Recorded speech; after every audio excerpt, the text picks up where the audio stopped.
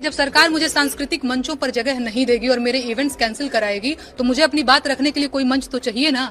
तो अगर वो मंच मुझे बीजेपी देगी तो मैं बिल्कुल बीजेपी के मंच से बेरोजगारी के गीत गाना पसंद करूंगी। अरे वाह, मजा आ गया, मजा आ गया, मजा आ गया। अरे क्या बात बोल दी पप्पू मियाँ, नया धंधा ही तो खोलना चाहती है आपकी बहन। बाकी मेरी रसीली भौजी, मैं आपको बताना चाहता हूँ, आपको कहना चाहता हूँ कि यदि मंच नहीं मिल रहा तो छोड़ दो उसको, उसका झंझट ही खत्म करो। तख्ता बिछा ले, जो तख्ता होता है ना उसको बिछा ले, उस पर भी तेरा धंधा काम अच्छा चलेगा।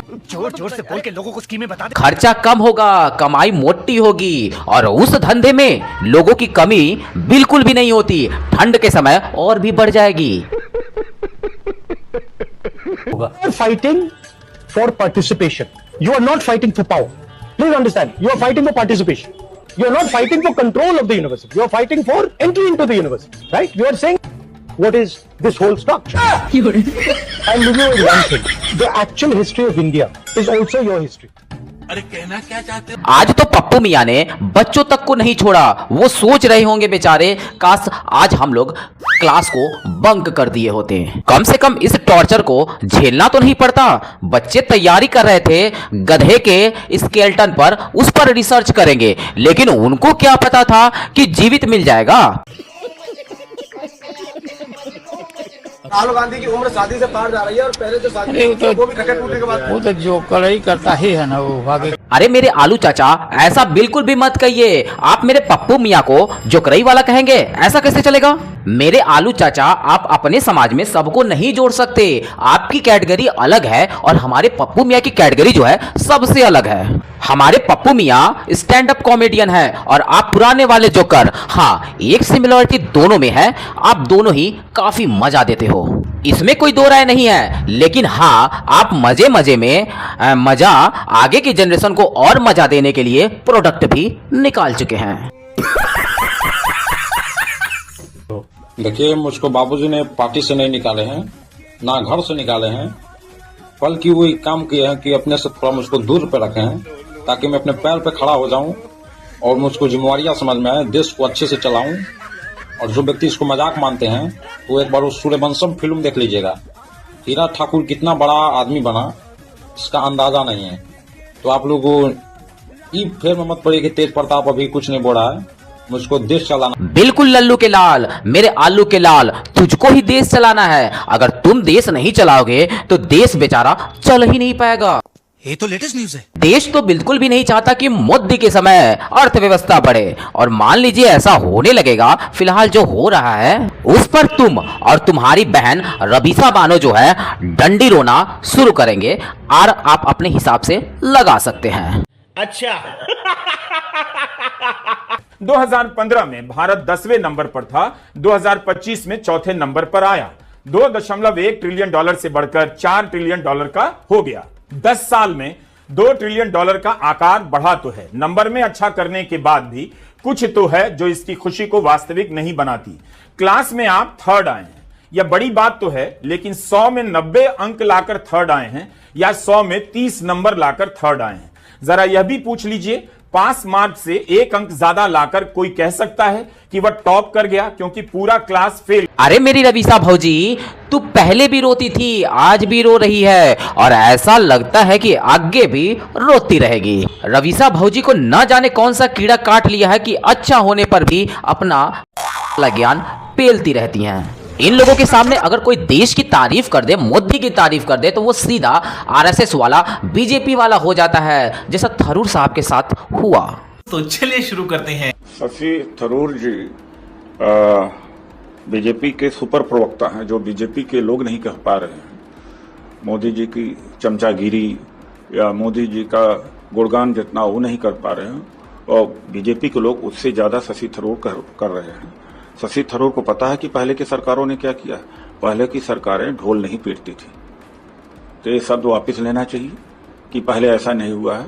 पहले सर्जिकल स्ट्राइक होती थी, पता नहीं होता। अरे हाँ मेरे कालू तीतर, पहले जो स्ट्राइक था वो गुप्त तरीके से होता था, किसी को पता भी नहीं चलता था, और अंदर ही अंदर हमारे प्रधानमंत्री आतंकवादियों से मिल लेते थे। किसी को पता नहीं चलता था, लेकिन अब जो होता है वो पोरकियों को तो पता चलता ही है और साथ में हिंदुस्तान को भी। आखिर कितने अल्लाह वाले हूरों के पास शिफ्ट हो गए और इसी बात पर तुम लोगों के पिछवाड़े में सुलझन हो जाती।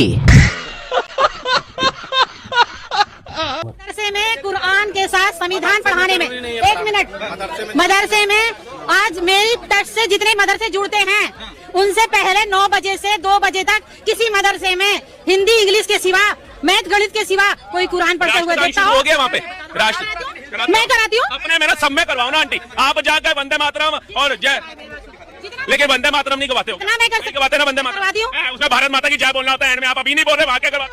आप अभी नहीं बोल रहे, वहाँ क्या बोलते होगे? बोलो भारत माता की जय। फंस गई मेरी सलमा बेगम। 1 सेकेंड के अंदर में भारत माता की जय बोलने पर सब कुछ पिछवाड़े में घुस गया। ये बड़ी अच्छी बात कही आप। तुम लोग सिर्फ बातें ऊंची ऊंची और ऊंची करते हो। ये सब क्या देखना पड़ रहा है? अच्छा है मैं अंधा हूँ। व्यक्ति को आप देख रहे हो वो राहुल गांधी नहीं है। जिस व्यक्ति को आप देख रहे हो वो राहुल गांधी नहीं। मंदिर बनेगा तोड़ के फेंक देंगे जब जमाना खत्म हो जाएगा। इतने पूजा करे जाओ, जिस दिन निकल के भागेंगे उस दिन तोड़ देंगे। हमारी टोक आगे वो तो जब टाइम आएगा जब बताएंगे वहाँ राम मंदिर रहेगा या मस्जिद रहेगी। जब तक आपकी सरकार है आप जो कर सकते हो, मस्जिद तोड़कर मंदिर बनाओ, जो कर सकते हो, आपकी मर्जी, आपकी सरकार है। पुलिस आपकी, अखबार आपके, कानून आपका, मीडिया आपकी। जब हमारी सरकार आएगी पुराना वाला दौर वापस। जब ये शांति दूत मोहम्मद वाली नस्लें मंदिर तोड़ने की बात बोलते थे तो लगता था बोलने दो, कुछ फर्क नहीं पड़ता, शुअर की नस्लें हैं। उस समय मैं गलत था, लेकिन आज पता चला इनके अंदर की प्लानिंग, इनके अक्का की प्लानिंग। आइए सुनते हैं। मैं कांग्रेस में 32 साल से भी ज्यादा समय मेरा बीता है। जब राम मंदिर का फैसला आया, राम मंदिर बनना शुरू हुआ, उसके बाद राहुल गांधी जी ने अपने नजदीकी लोगों की एक बैठक में अमेरिका के रहने वाले अपने एक शुभचिंतक के कहने पर, इशारे पर, सलाह पर यह बात कही थी कि अगर हमारी सरकार बनती है तो हम सुपर पावर कमीशन बना करके राम मंदिर के फैसले को पलट। कांग्रेस पार्टी ने यहां तक सोच लिया था उनके मन में क्या प्लानिंग चल रही थी। हमारे मोदी जी ने एक बार कहा था, आपको याद होगा, जब तक अयोध्या का फैसला नहीं आ जाएगा और जब तक अयोध्या में राम मंदिर का निर्माण नहीं होगा तब तक मैं अयोध्या नहीं जाऊंगा। और ठीक ऐसा हुआ भी। जब मंदिर का शिलान्यास हुआ तब हमारे मोदी जी उनका शिलान्यास करने गए। और ठीक ऐसे ही पप्पू एंड कंपनी ने प्रण लिया है, जब तक मंदिर तोड़ने का आदेश नहीं दिलवा देते तब तक हम अयोध्या नहीं जाएंगे। पिछले कुछ समय में आप लोगों ने देखा होगा, जो कांग्रेसी नेता थे जिनका जमीर जग गया, वो अयोध्या में राम लला के दर्शन करने गए, उनको पार्टी से हाथ धोना पड़ा, यानी उनको पार्टी से बाहर कर दिया गया। बस हवा निकल गई। मेरे साथ छत्तीसगढ़ प्रदेश कांग्रेस कार्यालय में अभद्रता हुई। मुझे वहां पे धक्का मुक्की करी गई, कमरे में बंद कर दिया गया, लेकिन मेरे साथ न्याय नहीं हुआ। मैं चीख चीख कर गुहार करती रही, छोटे से लेकर सबसे बड़े शीर्ष नेतृत्व तक गुहार करती रही, लेकिन मुझे न्याय नहीं मिला।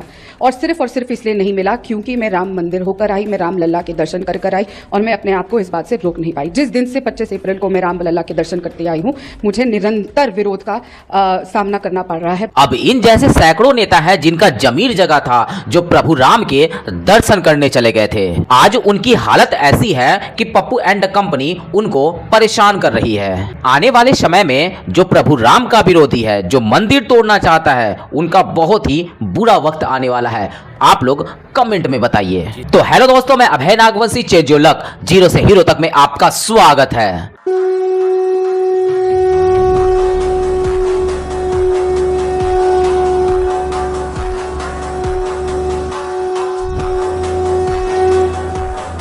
देखो, सुधर जाओ भाई, सुधरोगे नहीं तो गफलत में मत रहना कि जेल जाएंगे। जेल के पहले जहन्नुम पहुंचा देंगे।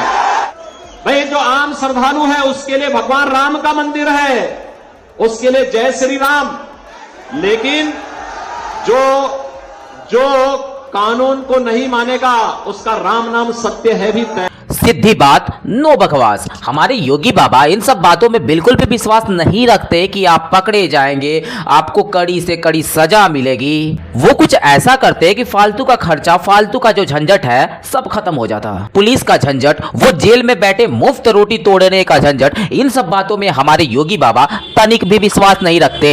वो मौलवी साहब को मस्जिद से सीधा उठवा कर फतिहा पढ़वा देते हैं। सीधी बात, नो बकवास, नो झंझट। हमारे यहाँ ऐसा ही होता है। जनसंख्या बढ़ने के 3-4 कारण हैं, कई कारण हैं।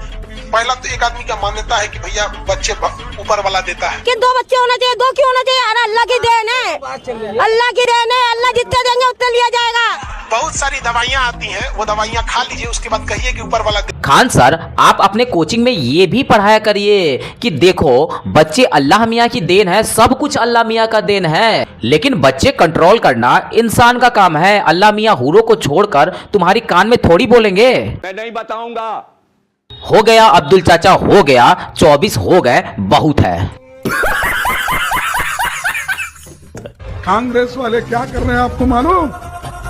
कांग्रेस वाले तुम्हारे घर में घुस के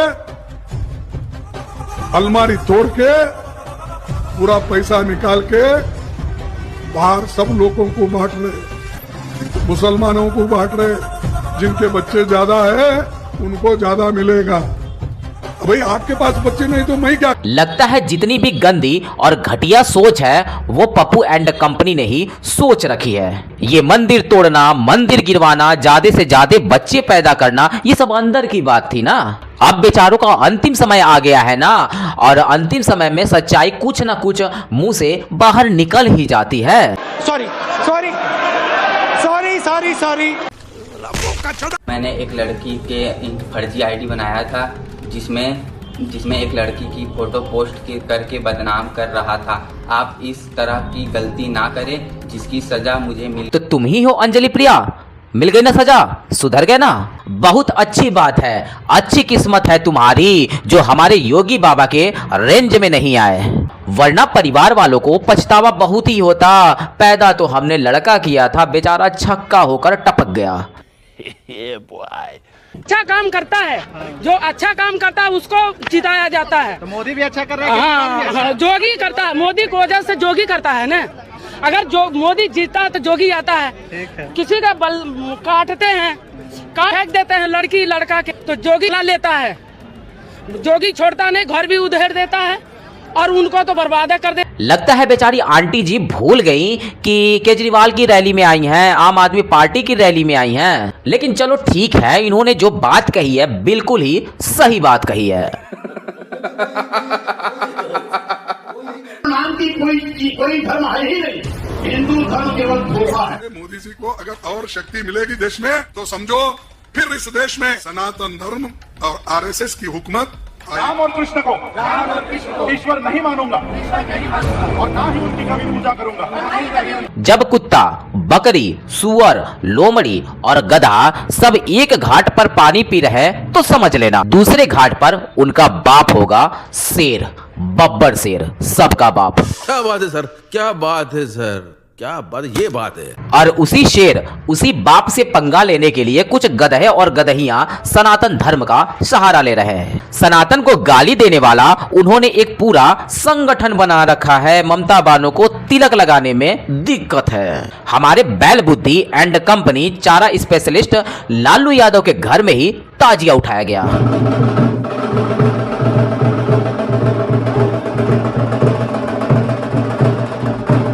मंदिर नहीं चाहिए तुमको? नहीं चाहिए हमको। मंदिर से क्या मिल रहा है? जो मंदिर जाएगा वो कभी कुछ नहीं बनेगा, वो हमेशा पाखंड मानने में जाएगा। और जिसकी जो श्रद्धा है वो जो मंदिर में जाएगा वो कभी कुछ नहीं कर पाएगा। वो बस एक ही चीज बन सकता है, पुजारी, और कुछ भी नहीं। और जो विद्यालय जो विद्यालय जाते हैं वो इंजीनियर भी बन सकता है, डॉक्टर भी बन सकता है। और भाई जो मंदिर जाते हैं वो क्या बनते हैं? वो बस पुजारी बन सकते हैं। उसके पहले तो इस छोटी सी बच्ची को साइड रखते हैं, इसको कुछ नहीं बोलेंगे, सीधा इसके माँ बाप पर आते हैं, क्योंकि परवरिश उन लोगों की है। मेरे गुलामों, बाबा साहब ने ऐसा कभी भी नहीं बोला कि पढ़ाई लिखाई की उम्र में भीम आर्मी ज्वाइन करवाओ बच्चों को।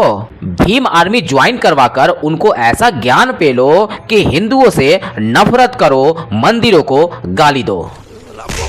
और जहां तक बात है मंदिर जाने वाले लोग सिर्फ पुजारी बनते हैं, तो आप इनसे मिलिए, इनसे मिलिए, इनसे भी मिलिए, इन सब से मिलिए। झुके रहना पड़ेगा मेरे आगे। तो मेरे गुलाम भीमटो, ये क्या है, इनकी हैसियत क्या है, ये भी पढ़ाओ अपने बच्चों को। कैसे कैसे लोग रहते हैं यार यहाँ पर। बड़े होके क्या बनना? मौलवी साहब क्यों बनना है? क्यों ऐसा लगता है? इसे बहुत सारे बच्चे बताते हैं डॉक्टर बनना है, इंजीनियर बनना है, तो आप ऐसा क्यों बताते हो कि मौलवी साहब बनना है? खुशी से। खुशी से? तो किसी में कुछ क्रिकेटर विकेटर नहीं बनना है? जैसे क्या बनना है तुम? मौलवी साहब। मौलवी बनना है? यार एक गाँव में इतने सारे मौलवी हो जाएंगे तो कॉम्पिटिशन बढ़ जाएगा। तुम्हें क्या बनना है? मौलवी साहब। तुमको मौलवी बनना। देखिए दोस्तों, बच्चों के सपनों पर कोई पाबंदी नहीं लगना चाहिए। ये मौलवी बनना चाहते हैं, भीड़ में जाकर, जनता के बीच में जाकर फटना चाहते हैं, तो उन पर पाबंदी नहीं लगनी चाहिए, फट जाने दो। बड़े खतरनाक लोग हैं। क्या? लेकिन पिछले वाले क्लिप में मैंने जो दिखाया था शायद कंफ्यूजन था, क्योंकि उसने मंदिर के बारे में तो नहीं, शायद मदरसे के बारे में बोला होगा। हमने जहां तक देखा है और जहां तक सुना है, मदरसे में पढ़ने वाले कभी नहीं बोलते कि हमें डॉक्टर, इंजीनियर, कलाम और वकील बनना है। सीधी बात बोलते हैं कि हमको मौलवी साहब बनना है। वैसे हमको इतना पता नहीं मदरसे के बारे में। अगर आप लोगों का कोई दोस्त हो जो मदरसा में पढ़ता हो और सिर्फ मदरसा का पढ़ाई करके ही इंजीनियर, डॉक्टर बनना चाहता हो, तो हमें कमेंट में जरूर बताइएगा। नहीं। दोस्तों, तो कैसी लगी आज की वीडियो और आप इस चैनल पर कहां से जुड़े हैं, हमें कमेंट बॉक्स में रिप्लाई करना बिल्कुल भी ना भूलें। वीडियो अंत तक देखा तो उम्मीद करता हूं कि पसंद तो जरूर आई होगी, इसलिए लाइक करें और अपने दोस्तों के साथ शेयर करना बिल्कुल भी ना भूलें। और यदि आप इस चैनल पर पहली बार हैं तो चैनल को सब्सक्राइब करें, ताकि ऐसे वीडियो आपको हमेशा देखने को मिलती रहे। तो मिलते हैं आने वाले नए वीडियो के साथ, तब तक के लिए जय हिंद, जय भारत, वंदे मातरम।